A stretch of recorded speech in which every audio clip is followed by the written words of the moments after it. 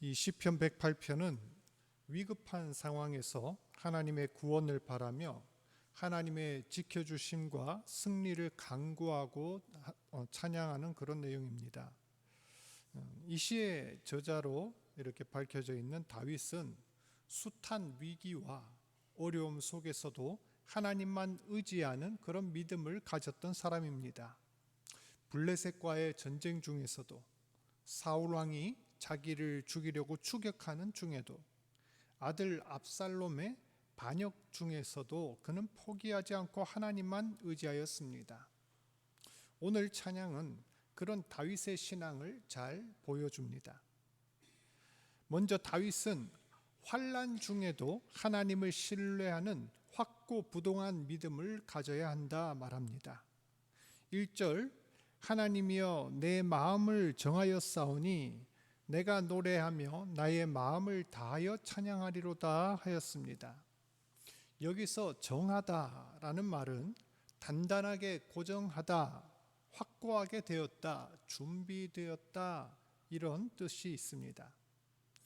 특별히 다윗이 자기가 지은 시편에서 이 말을 즐겨 사용하는데 이는 하나님께서 자신을 구원해 주실 것을 의심 없이 믿기 때문에 자기 마음이 흔들리지 않는다 이런 것들을 강조하는 표현입니다.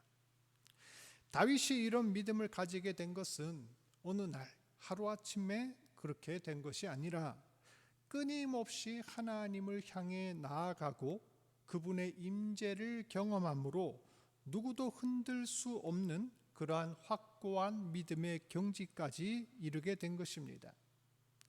그리하여 다윗은 위급하고 급박한 그 위기의 순간에도 내가 노래하며 나의 마음을 다하여 찬양하리로다 이런 고백을 드릴 수 있게 된 거지요. 이처럼 확실한 믿음, 흔들리지 않는 믿음은 우리를 환난과 어려움 가운데서도 노래할 수 있게 만들어 줍니다. 사도행전 16장을 보면 바울과 실라가 억울한 누명으로 감옥에 갇혀 있는 가운데서도 찬송을 불렀던 것처럼 당장 고문과 죽음의 공포가 눈앞에 닥친 그런 상황에서도 하나님을 향한 확고한 믿음만 있다면 어떤 절망의 상황이라고 해도 우리는 하나님을 찬양할 수 있습니다. 이 세상 권세가, 악한 자들의 위협이, 병마와 시험이 우리 앞에 있다고 할지라도 그것들이 나를 얻지 못한다는 그런 분명한 확신이 있기 때문입니다. 그리고 이러한 찬양은 반대로 우리의 현실을 바꾸는 능력으로 작용합니다. 마치 이것들은 하나의 연쇄 반응처럼 일어납니다. 우리의 믿음은 어떤 믿음입니까? 어떤 상황 속에서도 흔들리지 않고 오직 나의 마음을 하나님께 고정하는 그런 믿음이 되시길 바랍니다. 이런 믿음만이 환난 가운데서도 하나님을 노래하고 찬양하게 하고 상황을 바꾸는 그런 믿음이란 사실을 분명히 아셨으면 합니다. 또 다윗의 믿음은 모든 근심, 걱정, 어둠을 벗고 영혼을 깨우는 믿음이었습니다. 2절을 보면 비파야 수구마 깰지어다 내가 새벽을 깨우리로다 하였습니다. 여기서 우리는 한껏 고조된 이 다윗의 마음을 읽을 수가 있는데요. 어떤 염려나 두려움도 없이 기쁜 마음으로 하나님을 찬양하기 원하는 그의 마음 상태를 엿볼 수가 있습니다. 여기서 이 새벽을 깨운다라는 말이 있는데 원어로 내 영혼아 잠을 깨라 이렇게 번역할 수가 있습니다. 이 말은 이 노래를 부르기 전까지 다윗의 영혼이 잠들어 있었다라는 의미가 내포되어 있습니다. 즉 다윗은 이 구절에서 잠들어 있던 자기의 영혼이 깊은 밤에서 깨어나서 새로운 날이 찾아오는 그런 새벽을 열기를 촉구하고 있었던 것입니다. 여기서 잠들다라는 것은 은유적인 표현입니다. 그의 영혼이 근심과 염려로 위축되어 있는 그 상태를 깊은 밤으로 비유한 것이지요. 다윗은 오랜 기간 사울의 추격을 받으며 하루도 마음이 편한 날이 없었습니다. 그 마음이 온통 근심과 염려로 뒤덮여서 위축되어 있었을 것입니다. 그런데 어느 날 놀라운 은총을 경험합니다. 하나님께서 자기를 보호하고 계시다는 사실, 원수들이 결코 자기를 해칠 수 없다는 사실, 이제 어둠의 시대는 가고 영광의 시대, 새벽이 도래하고 있다는 그 사실을 확신하게 된 것입니다.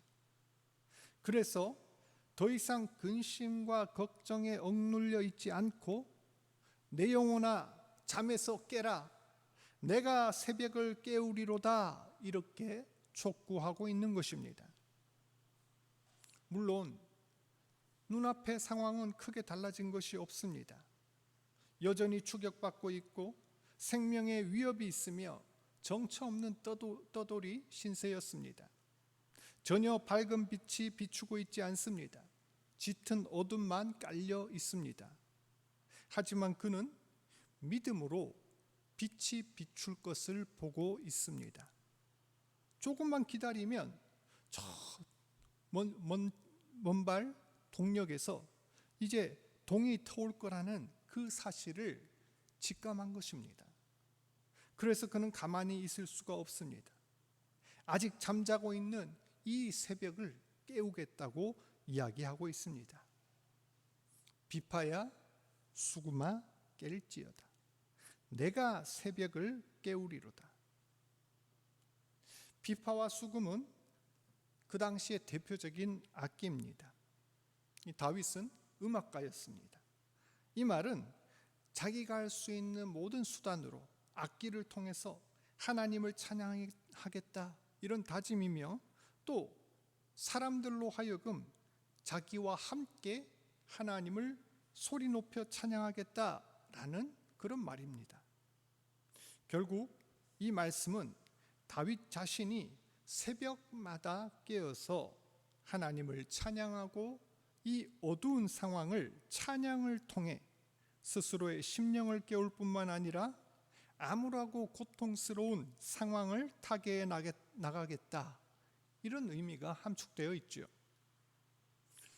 사랑하는 여러분, 때로는 우리의 상황이 이럴 수가 있습니다. 미래가 불투명하고 열심히 노력했는데 결과가 없고 무엇 하나 내 마음대로 되지 않는 그런 답답한 현실, 캄캄한 밤과 같은 그런 상황이 우리 가운데 있을 수 있습니다. 하지만 기억해야 할 것은 밤은 영원하지 않다는 것입니다. 언젠가 때가 이르면 어둠을 밝힐 빛이 비칠 것이고, 그 빛을 바라보고 찬양과 기도로 하나님께 나아가는 그런 믿음의 사람 되시길 바랍니다. 마지막으로 다윗은 상황이 운명을 바꾸는 것이 아니라 우리 믿음이 상황과 운명을 바꾼다라는 것을 분명히 알았습니다. 3절에서 여호와여, 내가 만민 중에서 내가 감사하고 주께 감사하고 문나라 중에서 주를 찬양하오리니, 이렇게 말합니다. 다윗은 하나님께 감사의 마음을 고백합니다. 특히 그는 자신이 느끼는 기쁨과 확신이 너무 커서 자기 안에 그것을 가두어 두지 못하고 세상 모든 사람들 가운데서 하나님을 찬양하겠다 선언합니다. 그런데 다윗이 이처럼 만민 중에, 열방 중에 주께 감사하며 찬송하겠다고 고백했을 때는 모든 문제가 해결되고 그 앞에 닥친 재앙들이 물러간 때가 아닙니다. 그가 하나님 앞에 긍휼히 여겨달라 기도하고 내가 주의 날개 그늘 아래 피하겠다 말했던 바로 그때 사람들 앞에서 감사와 찬송을 드리겠다 동시에 말하고 있는 것입니다. 상황은 변한 것이 없고 여전히 재앙이 그 앞에 있으며 원수의 창칼이 눈앞에 보이는데도 마치 모든 상황이 종결된 것처럼 감사하며 기뻐합니다. 겉으로 보기에 아무것도 변한 것 없어 보이지만 다윗의 믿음은 자신의 내면을 먼저 변화시켰습니다. 그리고 감사하고 기뻐하는 태도를 취하였고, 이런 태도가 사람들 앞에서 승리를 쟁취하는 자로 만들었던 것입니다. 믿지 않는 자는 싸운 뒤에 승리를 취하지만 믿는 자는 이미 승리를 취한 다음에 나가서 싸운다 하였습니다. 그렇습니다. 진정한 믿음의 성도란 하나님께서 이미 승리하셨음을 믿고 나가는 자들이며 그 승리를 내게 주실 것을 믿고 나가는 자들입니다.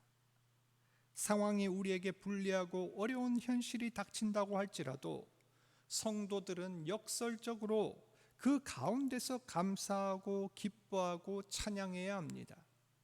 이러한 믿음이 상황을 바꾸고 역전시키는 힘이 됩니다. 성도는 상황과 환경의 지배를 받는 것이 아니라 상황을 이기는 믿음의 지배를 받는 자들입니다. 이것이야말로 항상 기뻐하라, 쉬지 말고 기도하라, 범사에 감사하라는 그 말씀의 참된 비결이기도 합니다. 오늘 우리는 다윗의 믿음을 통해 어떤 마음으로 우리가 찬양해야 하는지 생각해 보았습니다. 그 믿음이란 오직 하나님을 향하여서 내 마음을 확정하는 믿음, 환경의 지배를 받지 않고 나의 감정과 상관없이 감사하며 기뻐하기로 결심하는 믿음이었습니다. 이러한 믿음이 우리 마음을 바꾸고 환경을 바꾸며 승리하게 하는 오늘 하루 되시길 주의 이름으로 소원합니다.